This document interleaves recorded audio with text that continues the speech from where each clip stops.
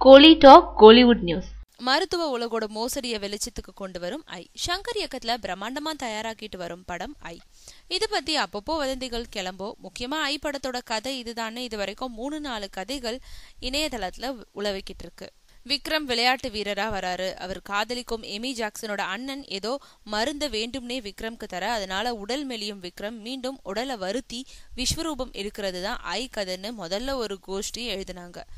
அதைய ஒட்டியும் வெட்டியும் இப்ப புதுசா ஒரு செய்தி முளவிட்டிருக்கு. மருத்துவ உலகில நிகழும் ஊழலை சங்கர் இந்த படத்துல அம்பலப்படுத்துறாருன்றதுதான் அந்த லேட்டஸ்ட் செய்தி. ஊழலை ஒழிக்கிறது சங்கருக்கு கைவந்த கலை. முதல் படத்துல அரசியல்வாதிகளோட ஊழல் மற்றும் லஞ்ச ஆசையால தகுதியுள்ள மாணவர்கள் படிக்க முடியாம போகும் அவலத்தை காட்டினாரு. இந்தியன்லயும் ஊழல் தான் பிரதானம், சிவாஜியிலயும் ஊழல் தான் பிரதான கருப்பொருள். கொசு கரப்பாம்பூச்சி போன்று எப்படி அழிச்சாலும் மீண்டும் பல மடங்கு பெருகி வரும் ஊழல் சங்கருக்கு அட்சய பாத்திரம் மாதிரி. அந்த காலத்துல இன்னும் 1 டஜன் படம் எடுக்கும் திறமை அவருக்கு இருக்கு. மேலும் மருத்துவ உலகில நிலவும் ஊழல்கள் இன்னும் சரியா வெளிச்சத்துக்கு வரல. மருந்து வியாபாரத்துல பாதிக்கு பாதி போலி மருந்துகள்னு சொல்றாங்க உலக சுகாதார மையமான WHO.